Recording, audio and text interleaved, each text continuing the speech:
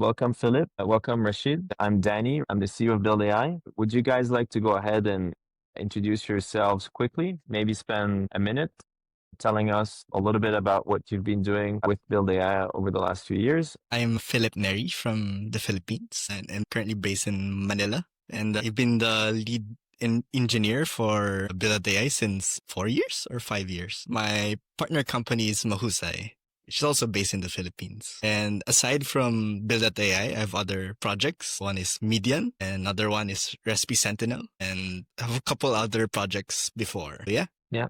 And if I can say a few words, I think we'll also be hopefully interviewing soon Kingsley from Median. Philip has been a key contributor to that. Median is an app, or it's like a meta app if you want. You can go there and put a website and they will automatically in minutes or even in seconds package your website into a native iOS and Android app that can be deployed. So they're doing really well with, I don't know how many thousands or tens of thousands of customers, but they've done a lot of apps. And so we're super happy to have them as a client and even happier to have Philip on this account. And then Recipe Sentinel is where in Canada, in Quebec specifically, we've built an app with Dr. Seyman Tsay around getting some parental consent consent in general, in order to use that as a platform for medical research to gather symptoms from patients when they are outside of the hospitals. High potential in the future to do more at-home medicine, at-home monitoring, etc. So yeah, really happy to be working with them. Thank you, Philip, for being here. Rashid, if you want to say a few words about yourself as well. Yeah, sure. My name is Rashid Jalani. I did my master's in Pakistan around 2000 and starting working for a startup. In those days, Java was the buzzword. So it was a startup that built application security platform for different organizations, mainly financial, telecommunication, medical or manufacturing. After 5 years, I went to US for postgraduate studies and I was in Florida Atlantic University. There I developed my interest in video encoding. In those days, MPEG 4 was going out and H.264 was in. Then from then on, my work was about video encoding, video enhancing video optimization, and enhancing video quality, and so on. Afterwards, I worked in real networks. Maybe you remember there was a real player that was used for video playing, infamous for buffering kind of problem. So I worked in real networks and then AT&T Labs and then Verizon in their digital media department.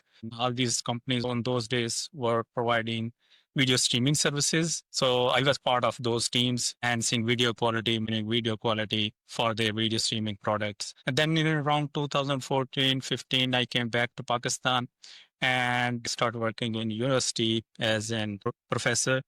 Regarding the video encoding, we were the first one who used machine learning in video encoding. And then when I came back, I started supervising students in machine learning, artificial intelligence, and then cybersecurity projects. And since then, we have been doing these cybersecurity. Amazing. Thanks so much for the intro, guys. So the scope that I wanted to discuss today really is around cybersecurity and penetration testing and how to protect ourselves against agentic AI. So on the one hand, we have Philip, who's really helping us to secure our infrastructure. And we have a broader team, of course, but as the lead engineer on the team, he has to be aware of what we do from a hardening standpoint across the stack. And, over the years, we've adopted what we consider to be many of the best practices, but there's always more that we can do. But on the other hand, in the more recent past, we all know that now more of our software tools adopt agentic AI as part of its workflow, Build AI being no exception. So we have some simple workflows like, for example, automatically writing a proposal on the platform. Another example could be automatically generating an image, let's say, for a project. Another one would be looking through all of our clients and classifying their industries, so on and so forth. So we have a lot of agentic workflows that work automatically in the back that either users can instantiate. And that means that it opens a whole new list of surface that we can be attacked on. So we asked Rashid, who is an expert at both as the AI side of things as well as the cybersecurity side of things, to come and do a penetration testing report on us. And then we made some improvements. Rashid, you want to tell us a little bit about your approach on the penetration testing? Okay, this was a red team penetration test in gray box engagement scenario, meaning that we had limited internal knowledge, just enough to make a realistic attack with partial system understanding. We use various testing frameworks. For example, those frameworks are aligned with ISO 27001. Then there was the NIST CSF version 2, and then there was CAS, MITRE, and MITRE. So just to ensure coverage across different governance frameworks, we use these different frameworks so that we can validate different security dimensions. And then we use different tools. For example, Nmap, Nessus, OpenVAS, Butsuit, Metasploit, and then SQLmap. Zap was also one of them, and then GoFish and Prowler and Scout Suite. So these were automated tools that provided baseline coverage. So all these findings that these tools found were manually validated to eliminate false positives and assesses exploitability. Since the scope was only production staging, we used API static assets test and then email and cloud posture. Was internal testing was not in scope. So these were our methodology. And then in our findings, the overall score, as you saw, it is 1.8, which is pretty much low, and it has no critical high or medium issues. There are only 3 low severity findings. One was missing DKIM, which was about email authentication. And if you apply DKIM and then DMARC, it would remove this if this is just configuration. Another was OSCP stepping. It was disabled. So these are no serious issues, just minor issues. Another thing is maturity form was 3.8. You can bring it to 4.2, which is ideal by adding automated threat feeds, by introducing centralized CM, and by defining RTO, PRO metrics, etc. And then you can complete quarterly phishing simulations. So it will go to 4.2. In the end, the assessment was basically the build.ai is the external ecosystem is secure and well managed. So all exploitable vectors were closed, and there were only 3 low severity best practice gaps. So these findings were only best practice, finding that nothing serious in those. Environment meets the latest standards that require strong email and API security. It aligns closely with the ISO 27001. NIST CSF maturity is at 3.8, which I already explained that it can go to 4.2, which is adaptive level resilience. Yeah, thank you so much for this. Yeah, thank you so much, Rashid, for this. So for those who are not familiar, a low score overall is a good score. So you don't want to have a high score. But maybe over to you, Philip. So you still had some improvements, right? There were still... Yes. So maybe you can walk us through some of the things that you learned and what actions you took. Based on the report, it's the low-hanging fruit that were reported and that we have fixed. For example, using SPF for emails without the email. And then making sure that we've upgraded all of the dependencies in our backend and frontend. And also making sure that our database is encrypted at rest. In the age of AI, you still follow standard security fundamentals. For example, you should still follow the principle of least privilege. It doesn't go away in the age of AI. For example, the agent can only do what the authenticated user can do. We don't give the AI special powers. So it operates with the same permission frameworks as regular users. So those security fundamentals, we're still following it. And of course, we're still logging things so we can investigate issues in the future and don't mindlessly accept user input because, as you all know, there are a lot of malicious bad actors in the internet. So we use, for example, CAPTCHA for our AI agent. And if potential abuse-related messages were reported, we'll investigate it.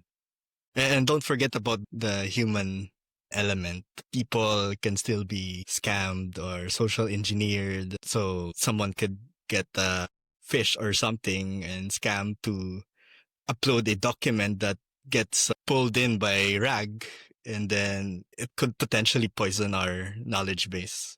Yeah. Some of the things that we should be aware of when we're developing these systems. Yeah.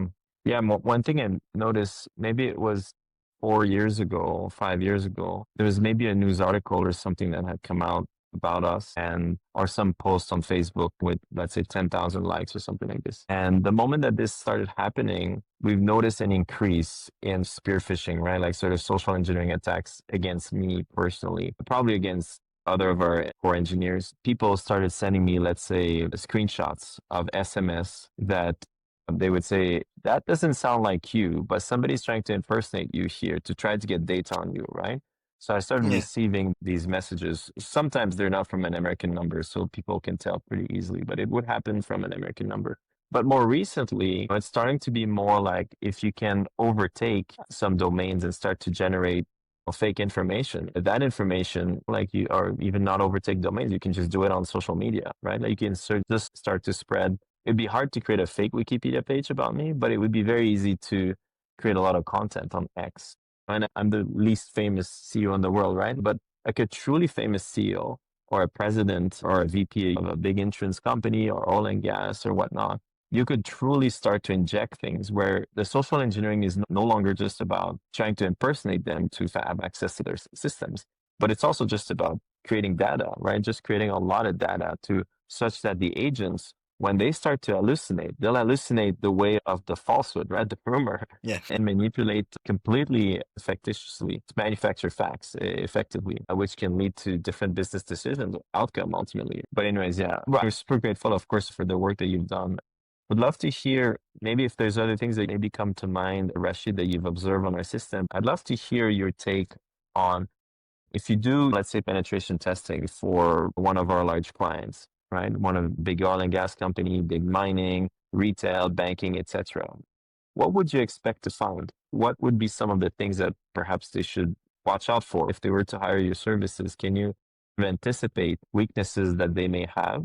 Governments with IoT systems or etc., especially in the world in an agentic world now. And then in reply to that, I'd love to hear from your point of view as a hardening defense, if you were on those teams, Philip, or maybe you can also refer to the work we're doing in healthcare or the work we're doing in media, etc. What are some things that maybe you would do that perhaps are not done today? You would expect that companies maybe haven't done, or defenses that maybe we build, they have it in place, but others might not have it. So maybe Rashid, if you want to start with your perspective on maybe openings or weak vectors if a malicious person wanted to act. Well, I think when it's about AI agents, then there are two levels of security that you have to deal with. Vendor level and then user level security. On vendor level, you have to protect your infrastructure. And also another important thing that cannot be, I think actually, that you may have false sense of security by just using regular scanning and pen testing type of testing is model security. So when AI agents come into play, they depend on their model. And if you have a very narrow defined goal, then it can also become a threat to your system. For example, say if you have a very big organization and you want to optimize your uptime, and you say that the objective is to maximize the uptime. In order to optimize the uptime, the agent can ignore many threats. So this is one of the example that model security can be enhanced. So there is another level that is at user level. So even though agents can access their data, the level of access that is given to those agents, if it is unmanaged or unrestricted or more than necessary privileges given to them, then it is out of your domain, a vendor domain. So it's a shared responsibility for both domains on vendor and the user level that you have to show. In pertaining to the question that you earlier mentioned, and if there is a big organization with some strategic goals and mission and vision, if AI is being used in that system, then the model security is of paramount importance. Indirect attacks, indirect attacks are possible through indirect prompt injection. It can exfiltrate data. So these are the recent attacks that were made possible, I think, on Salesforce recently. So these are the things I think that can be used. So model security is one thing, and then becomes the shared responsibility between both domains, vendor and user. Yeah, that makes a lot of sense, Rashid. Yeah, we've seen recently, it's no exception. Every year we see more and more. In the last month, I think Discord was hacked, for example, where because they now have policies around making sure that humans are humans. And so they have this age verification where you upload a picture of an ID card, which on the surface, you're like, that's great. That way, you know that for servers that are, let's say, 18 and over or something like this, there's that mechanism. But the problem is that because let's say you don't want bots to get in there and all kinds of stuff, right? Discord has a lot of bots, a lot of activity there. So when you do a KYC, etc., you're like, now this is safer. What happened is that it's not Discord that got hacked. It's the company that does that verification.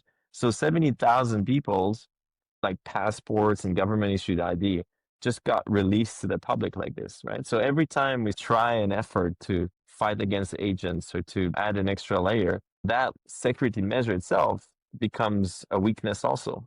A little bit the same way that the AWS outage today. That we've been a victim of it as well because we have some of our infrastructure there, and maybe Philip could comment on that as well. But they ended up having, there's some startups that talk about this, and I don't want to talk about them, that run a lot of infrastructure, right? That the first place expected, and this is not a cyber attack, right? To be clear, at least so far, AWS seems to be more like a DNS misconfiguration in Virginia East, but still, you can see how people built infrastructure that were incredibly resilient, let's say across multiple zones, availability zones of AWS. They were reporting how, on the other hand, their DevOps pipeline was there, right? Was in AWS East. So now the DevOps pipeline was not able to go and react to this outage because, well, it was offline. So you're only as strong as your weakest link. So we see a lot of those things where the initial intent that you make to secure something actually can backfire in a big way. Would love to hear a bit your take on this, Philip. What are some of the things that, given everything Rashid has said, some of the examples that are more visible, that are more public, maybe what are some of the things where it's a trade-off, where you think I want to make things more secure, but the process cannot make things less secure or just kick the bucket down the road? Right? Regarding AWS, someone joked that the benefit of using AWS is if you go down, the rest of the internet does too. So So it's not that you don't much look of a so problem. bad. Yeah, correct. Yeah. You're not sticking your neck out and the only one down. It didn't just hit the AWS, it also hit Vercel. But because Vercel is using the AWS, what's the question again, Danny? I'm looking for a couple of things, right? One is like Rashid said, like some of the things that we see that are new, like agent prompt injection, etc. What are some of the things that maybe worry you a little bit more? And what are things that companies could do against that? And I try to add a little bit of color and to say, but we also have to think that when we do things, right, when we insert an extra layer or an extra mechanism or something like that, that mechanism itself also becomes a new, potentially a weak link in the systems. And how do we trade off that sort of increase in complexity, which ultimately might actually make things less secure? AI injection is that it's still the same idea behind always validating user input. Before it was SQL injections and such. Now it's just another form of technology that we have to be careful of. So I think the issue is whenever there's a new technology, people rush to use it without actually understanding it, the limitations of it, and security issues are not prioritized or unfortunately forgotten or something. I think before companies will probably take cybersecurity seriously in the age of AI, unfortunately, we might need to wait for a big cybersecurity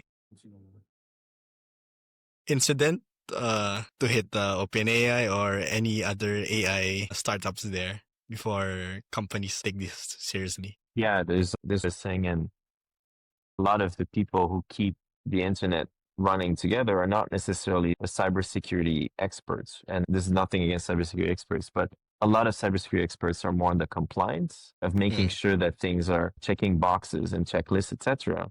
But the people actually doing the work are the DevOps engineer who you're like, oh, you're just a DevOps. Yeah, I'm managing the keys here. You have the keys, you have everything. But that's not always understood the importance of that. And being a DevOps engineer is when everything goes well, that was easy. When things go wrong, you're an idiot. So you never win.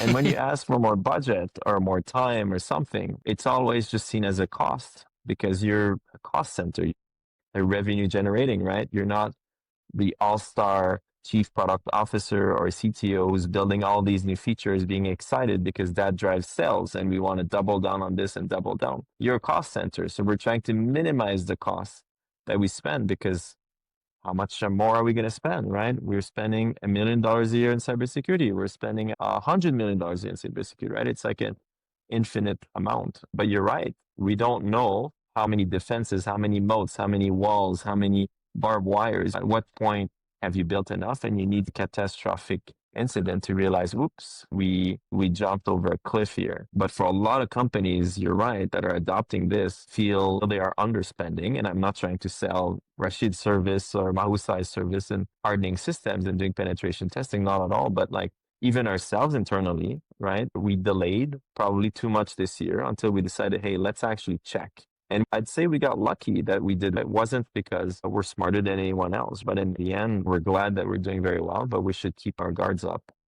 We have a For great sure. team. Yeah, for sure. We're in good hands there. But we'd love to hear maybe, Rashid, back to you. What are some of the things that if you suddenly, right, and I don't want to put you on the spot here, but let's say that you were not a red team, but you were actually like a black hat hacker. What are some of the things that maybe you're thinking that could create a lot of damage and we need to secure that, right? And I don't want you to give ideas to people who are just going to go mess things up, but what are things maybe that the cybersecurity community is aware of and that if it's not open today, it might be open in a few years? An example of that could be for many years, we've known that large prime factorization is not infallible. And now you don't need to wait for quantum computers to do large number factorization, right? You actually have a lot of new algorithms, new compute, etc., that can actually crack some of those keys. I think a lot of people are moving towards beyond that to make sure that our cryptographic systems are not solvable with modern day technology. What are some things maybe equivalent that maybe people are not as aware of that perhaps could come down in the next years or in the next 2-3 years, etc.? What are some things that we're kind of living on thin ice, perhaps? Well, so the key parts is I started with saying that it may not be a clear-cut problem as a large prime factorization that you mentioned that we've just found out it is not the problem anymore for traditional cryptographic systems. But in the agentic AI environment, the model is the main thing. That if there comes a problem like that, it would be around model security with prompt and instruction security, prompt injection, hidden prompts, something like that. Content filtering, that will be the major cause. Another thing is agent to agent communication that needs to have proper protocols when the agents communicate with each other. Infrastructure is already secure. Infrastructure can be easily secured with penetration testing and other data security and integrity measures by applying these measures. But just modeling and hardening the APIs is the solution. That's going to be the problem. So you must enforce authentication, have to limit the rate limiting, zero trust idea, have to introduce zero trust idea between the agents, things like that. And also human oversight must be there.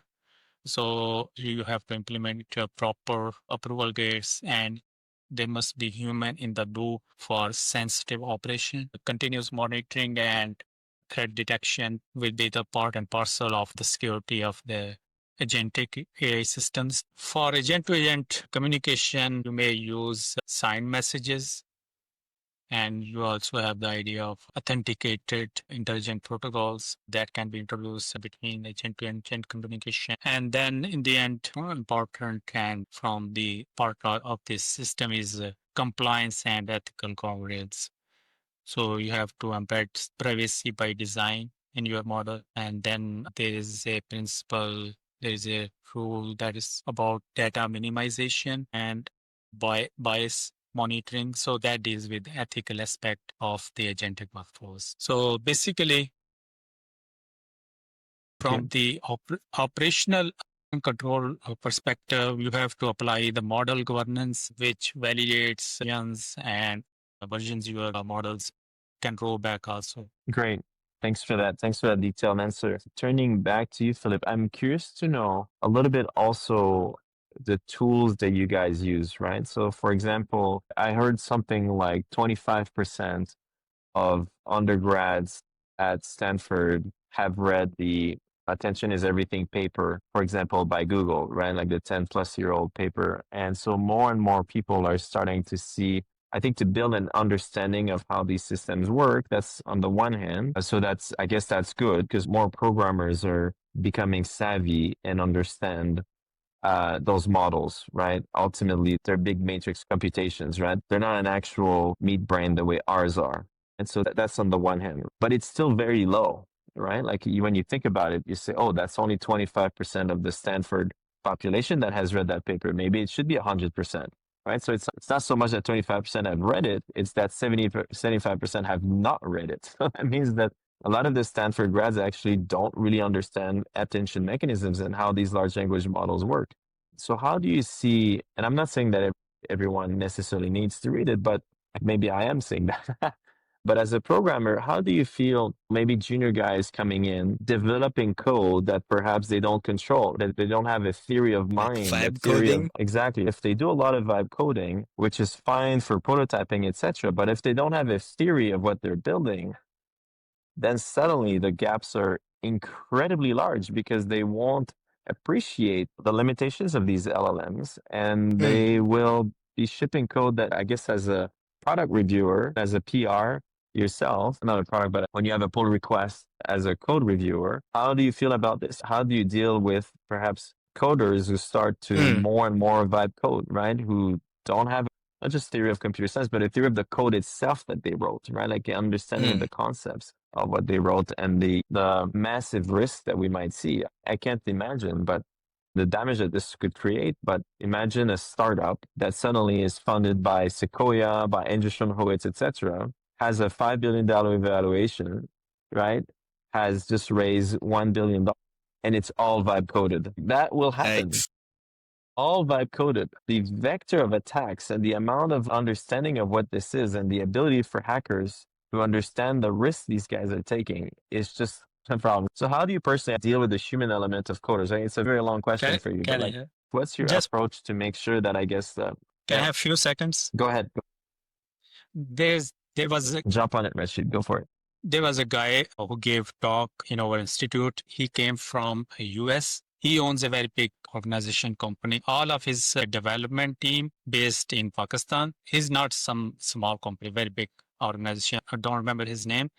But he gave his talk and he said that I will fire anyone who codes himself or herself. Only AI generated code will be accepted in my company. That was big claim. I just wanted to know your opinion about it.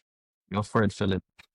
Personally, I don't trust junior engineers to use these new tools like Cloud Code, ChatGPT Codex, because firstly, I don't think they have discerned what is right or what's just a hallucination by those AI agents. Another thing that I don't believe junior devs should 100% just use vibe code is, I think sometimes the skills you earn from programming, sometimes you get that from building these things, the nitty-gritty part of coding.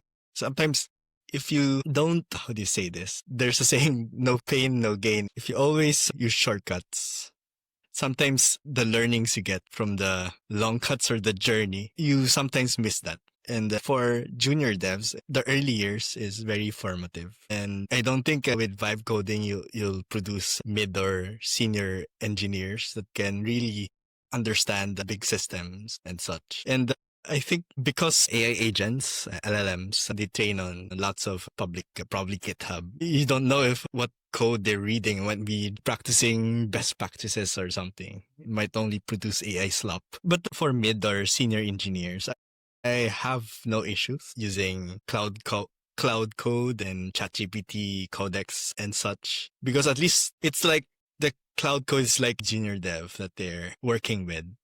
Then so Sometimes your junior dev would produce code that's a masterpiece. Sometimes it's not. It's complete.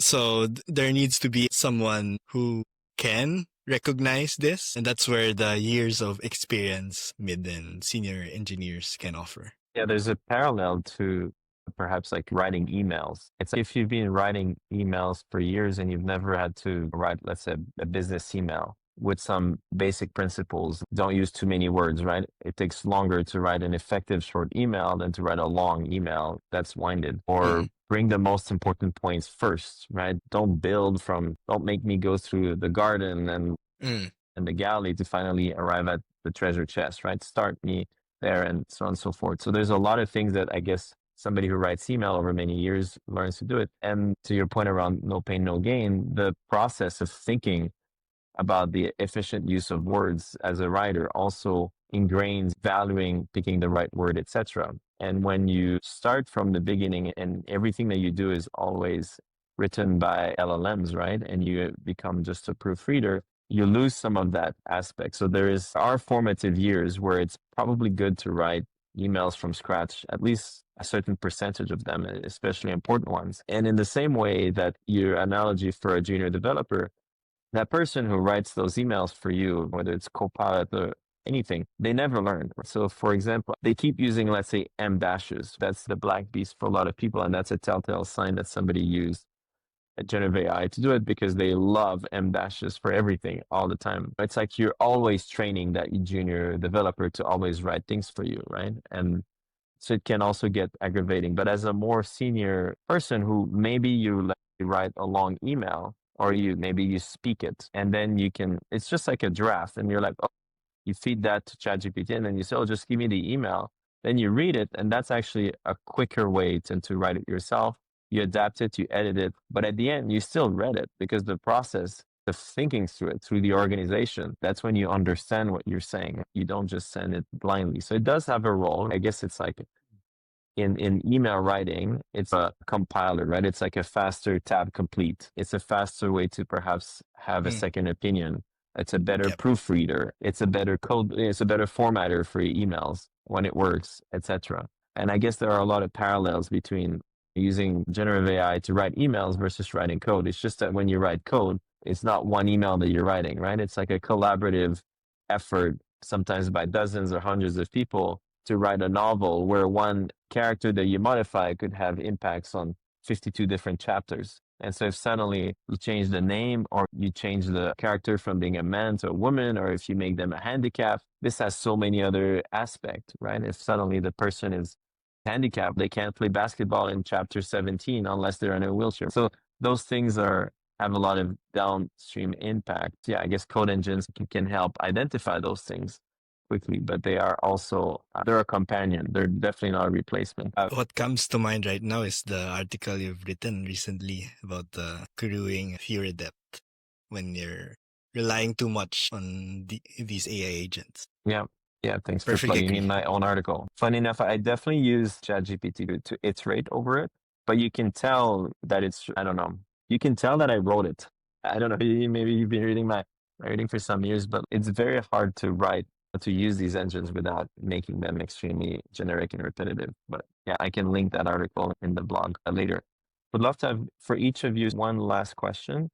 Would love to open it beyond just cybersecurity and agentic AI, but just what is maybe one thing that we've talked a lot about worrying, and I feel like this has been about fear mongering a lot. But what are some things that you're actually excited about, like optimistic things that you tell yourself, actually, now that we live in this agentic AI phase, actually, maybe cybersecurity could be better. Maybe we can build better systems. So maybe what are some things that will keep you optimistic for the near future? From the cybersecurity perspective, the benefits of cyber agents actually is from so on the one hand, you can have these benefits that you can use these agents for continuous detection and response, their ability to work 24/7, 365, and then autonomously analyze huge amount of data, logs and then network traffic and endpoints in real time, then identify anomalies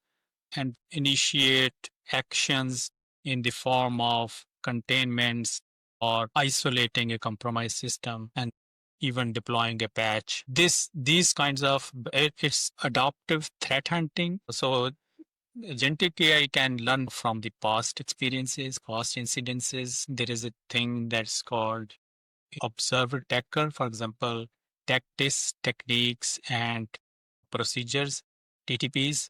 So these TTPs can be quickly learned by these systems, and they can use them to continuously refine their hunting queries, and then they can improve their detection models so that they can identify some novel or evolving threats that traditional signature-based systems would miss mostly. But the two most important benefits that we can get from these systems, one is strategic prioritization. For example, you can incorporate context like asset criticality and regulatory information requirements into the decision making of these agents, and they can lead to intelligent prioritization.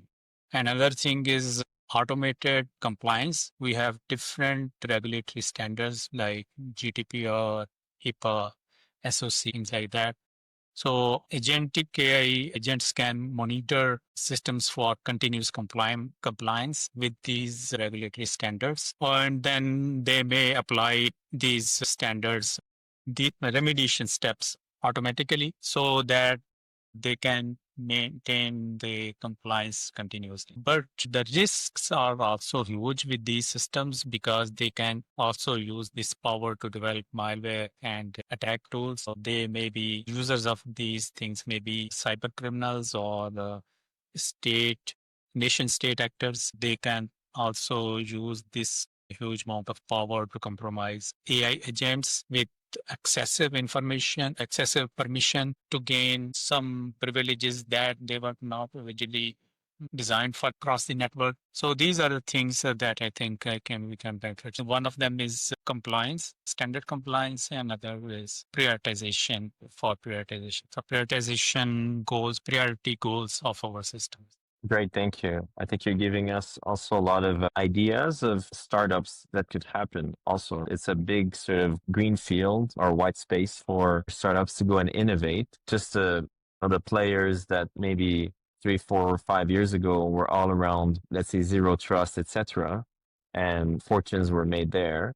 Now, I feel that we will see an emergence of these sort of automated agentic cybersecurity armies that are ever watching the million doors that you need to watch 24/7, right? To make sure that or the hundreds of millions or the trillions of doors that you need to keep secure and in compliance. So I'm super excited to see the ones that will come and will deliver efficient agents that run on the right infrastructure that will consume just the right amount of energy that can really scale and monitor. Super exciting. What about you, Philip? Would love to hear the things you're optimistic about, startups, ideas, etc., that you may adopt yourself as well. Probably for Bilatea, I think I'm excited to have a feature, a predictive analytics so that can suggest actions for users ask, and probably more broader integration with, for example, counting systems or communication platforms like Slack. And I think outside Bilatea, probably a more intelligent coding AI agent that can place designers. That would be great. That's a good point, but I think when we say replace designers, it's a little bit the same way that when we say replace coders, right? Design might be the wrong term I've used.